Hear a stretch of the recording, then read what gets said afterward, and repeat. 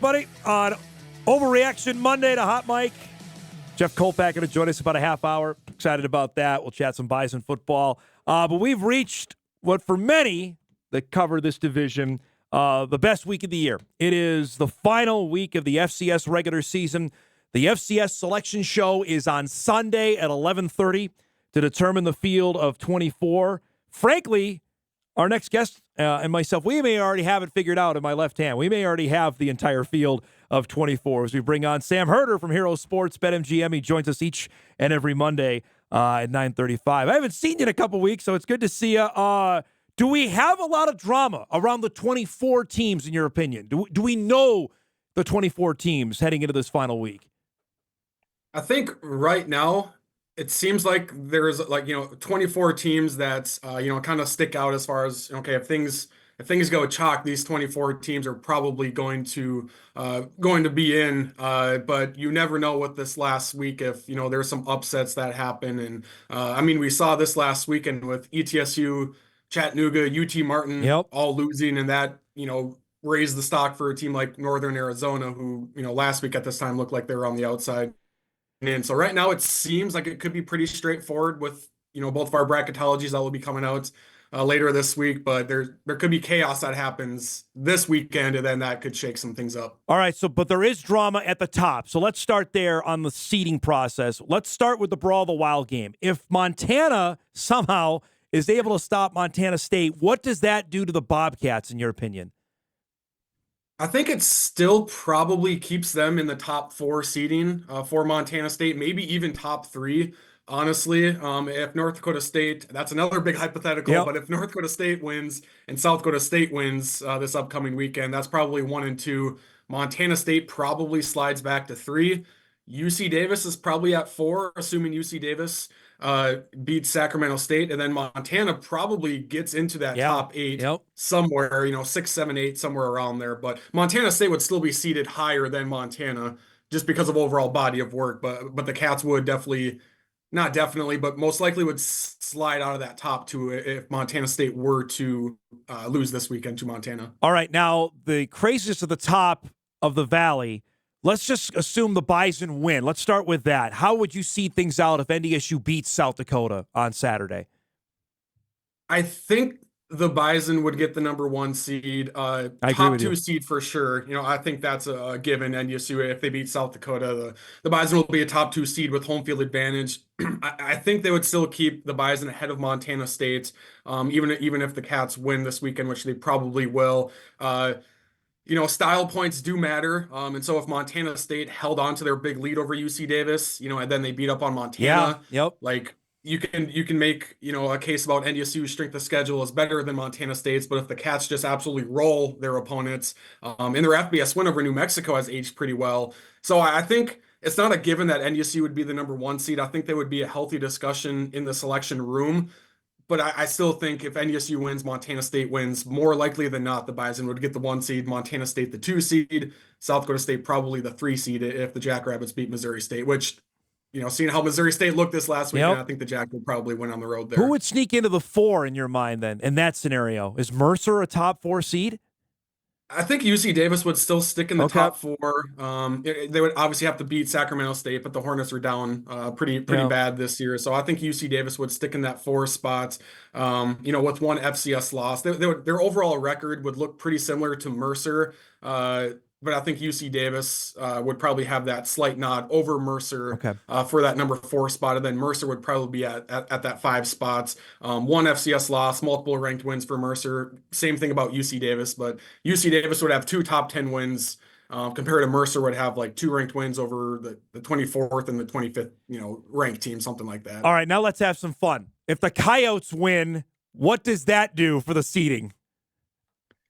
Yeah, that would create some chaos there because Montana State would probably move to the number 1 spot, assuming Montana State's beats Montana. But if both NDSU and Montana State lose, then it's going to be a lot of chaos there. But we'll just say that Montana State wins, they go to the 1 spot, and then the committee has to sort out NDSU, South Dakota State, and USD, all with 1 FCS loss, all to each other. And you can make the case a lot of different ways. You could say okay, South Dakota beats NDSU. If it's by a wide margin, the committee could say, well, we have to play South Dakota ahead of NDSU. Um, but at the same time, the Jackrabbits beat South Dakota, and the Jackrabbits would have the auto bid in this scenario. And so that would be the argument for South Dakota State. The argument for South Dakota would be, well, the Yotes just beat NDSU. We have to put USD ahead of everyone. Yeah, USD lost to South Dakota State, but that was, a 50-50 game. Some weird stuff happened at the end of there. Now, the case for NDSU could lose this game and still be a top 2 seed because their overall body of work is still better than South Dakota and South Dakota State's. Correct. More ranked wins, tougher strength of schedule, I believe, compared to both of those South Dakota teams. If you really want to get into the weeds, NDSU's FBS loss is better than South Dakota and South Dakota State's FBS loss. They have the head-to-head win over South Dakota State, who was number 1 at the time. So you could make the argument that NDSU could lose this weekend and still be a top 2 seed just because of overall body of work. But USD wouldn't like that. And South Dakota State wouldn't like being seated below South Dakota because of the head-to-head. Correct. So I don't know. It's a 3-headed monster of arguments and counter arguments there. Let me throw this at you because I think this will be a factor if that scenario comes. The fact that USD and SDSU did not play all Division I games. That has to be a factor, Sam. Yeah, that too. I said more ranked wins, better FBS loss, but then also more Division I wins. Correct. So that's another bullet points next to NDSU on why the Bison could be seated ahead of those two if the Bison were to lose this weekend. Because the Bison would have 10 Division I wins, the Jacks would have 9, and South Dakota would only have 8. That has to me, that has to be a thing. Yeah, the committee sometimes will say they looked at overall body of work. They could also say they could also look at how you finished the season. But there are examples of, last year UC Davis beat Sacramento State and Sac State got in and UC Davis was left out. And so there is past precedence of Team A beat Team B, but Team B was still situated better in the playoff bracket because of overall body of work. And so I can't sit here and say that NDSU is locked into the top 2 seed no matter what happens, but they could be the top 2 seed no matter what happens this weekend. I don't think they drop below 3, though, if they lose. What do you think about that? Probably not. Yeah. It's hard to see NDSU dropping below both South Dakota State and South Dakota if the Bison were to lose this weekend, unless it's 50-0. Right. Yeah. God forbid, someone, Cam Miller gets hurt, that can be taken into account, player availability. So absolute worst case scenario, it's possible, but it's hard to see NDSU dropping below the 3 spot if the Bison were to lose this weekend. That I think is the more tenuous thing that can happen, because I think as we're going to look at the bracketology that we have going into the weekend, because I think things are pretty straightforward. So for people that don't know, there are 10 automatic bids. There are 14 at-larges. And remember, this is the first year they will seed 1 through 16. So that actually may make things a bit easier for the committee. This is what we expect on the automatic bids. There are 5 already clinched so far. Mercer has won the SoCon. Incarnate Word has won the Southland. Montana State already won the Big Sky. Richmond somehow won the Coastal. That's the Colonial. And then Abilene Christian won the United Athletic Conference. Sam, we expect SEMO is going to win the Big South OVC. The Bison already have a share of the Valley. If they win on Saturday, they'll win the league outright and get the automatic bid. Duquesne out of the Northeast Conference. Lehigh out of the Patriot. And Drake out of the Pioneer. Is there any of those, besides the Bison, that are tenuous in your mind that could be a coin flip and maybe change on Saturday? I think the Patriot League might be in a win and in situation between Lehigh and Holy Cross. I can't remember the situation there, but that one is a little tenuous. But for the most part, if the teams you listed, if they win, then they're in, and there's no weird tiebreaker scenario. I believe the Big South OVC could be weird. There's some different. I think it was 2 years ago they had that coin flip situation between. I think it was Gardner Webb and UT Martin. I want to say, or maybe SEMO was in that mix as well. So the Big South OVC auto bid tiebreaker scenario is a little up in the air to me, but I think SEMO controls its own destiny there. By the way, throwing this out there, Tennessee State plays SEMO. The Bison are rooting for Tennessee State somehow win that game because then their resume looks even better because Tennessee State would be in with 9 wins.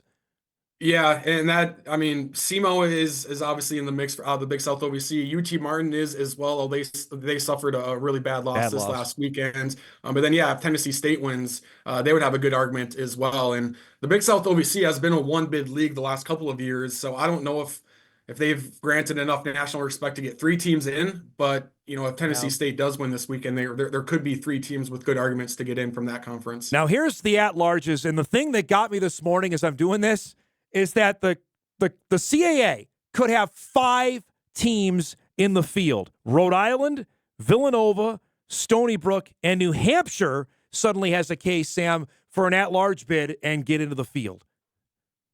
Yeah, the CAA is interesting because, and I wrote about this a couple of weeks ago, is we'll see how the committee views that conference because with 16 members this year, that'll be down to 14 members last year. And it's interesting that Richmond and Delaware are the two top teams in the Right. CAA right now. Both of those teams are departing after this season. But is that unbalanced schedule going to favor the CAA on Selection Sunday where they get a lot of teams in? Or is the committee going to quote unquote punish that and maybe put 4 teams in and none of the 4 get a top 8 seed? Because I broke this down a couple of weeks ago. Of the top 5 teams, like they only play 2 of the other 4, Yeah. or some of them only play 1 of the other 4. So it's not like Rhode Island has played the other 4 of the top 5 teams. Like it's very, very, very unbalanced, and so you have a lot of 9 or 10 win CAA teams with only 1 ranked win. How good of resume is that? I don't know, but when you have a conference like the SoCon who keeps on beating up on each other, they have a bunch of 6-win teams. The CAA has a bunch of 9-win teams, Right. 10-win teams. So that's going to, I think, favor the CAA come Selection Sunday and possibly get 5 teams in.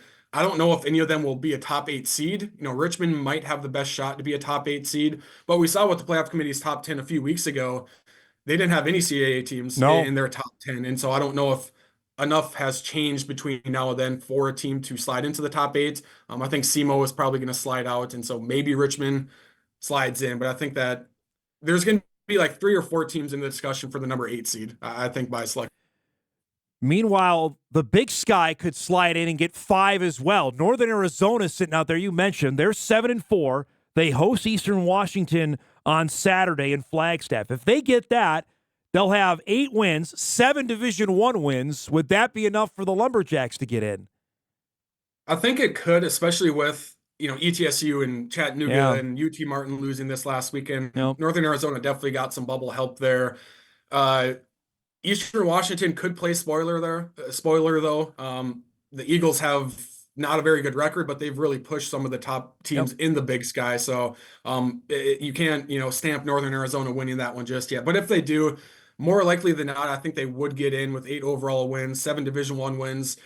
The Lumberjacks don't really have a key victory. They beat Sacramento State when the Hornets were ranked number 10 at the time, but that one hasn't aged well because Sacramento State is below 500 now. But it seemed for a little bit, 3 weeks ago, that 7 Division I wins wasn't going to get you in because it looked like there's going to be a bunch of 8-win and 9-win teams as far as Division I wins. But now there could be some 7 Division I win teams, in the field, and Northern Arizona could be one of them. Without looking at the bracket, we won't know that till Sunday. Is there a team that's going to play Thanksgiving weekend that could get hot, win a couple, make the quarters, make the semis in your mind?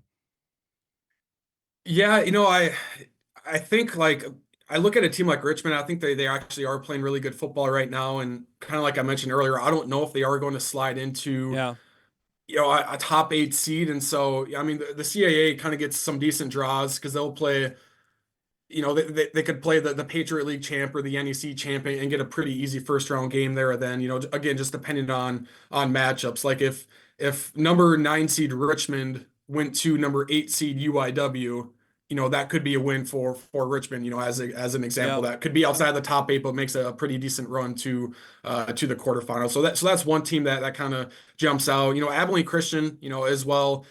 They don't play super great defense, but their quarterback is really good. They have some really big wide receivers on the outside. So Abilene Christian is another team that might not make that top 8, but if they get really good matchups, they could also be another team that makes a run to the quarterfinals as a team that's not seeded 1 through 8. Last question before I let you go. For people that are going to watch this on Sunday, the bracketing principles are still the same, even though they seeded for the top 16 for the first round, correct? They're going to still do regionalization for that first round games of Thanksgiving weekend. Yeah, so seeds 9 through 16 will automatically host. Maybe for 99% of the time, seeds 9 through 16 will host, Yeah. but there are scenarios actually. I don't know if this is public knowledge or not, but I know if I know Illinois State can't host in the first round because they have state playoffs. And so Illinois State could be a top 16 seed and the Redbirds might not host because of playoff state playoffs going on. But yeah, after that there's the pool of teams 9 or 17 through 24, and then those will be based on regionalization. They'll try to avoid regular season rematches, but there'll still be some elements of regionalization, but it'll be a lot less regionalized than than before because the pairings are really slimmed down. You can't throw UND at Weber State in the first round like we saw a couple of years ago. Stuff like that won't happen between two good teams. So still some regionalization in the first round, but a little less than before. And then very much so less regionalized in the second round because instead of NDSU playing Montana State in the second round like last year, it'll be 16 versus 1, 15 versus 2. All the way down the line there. Which it should happen. We should get actually a true 16 seed to play the 1, a true 15 to play the 2. Thankfully, that's going to be the case. I can't wait to do this again next week. We'll know the bracket by then. It's going to be a dynamite final Saturday of the regular season. Appreciate the time as always, bud. Have a great week, and we'll do this again next Monday, okay?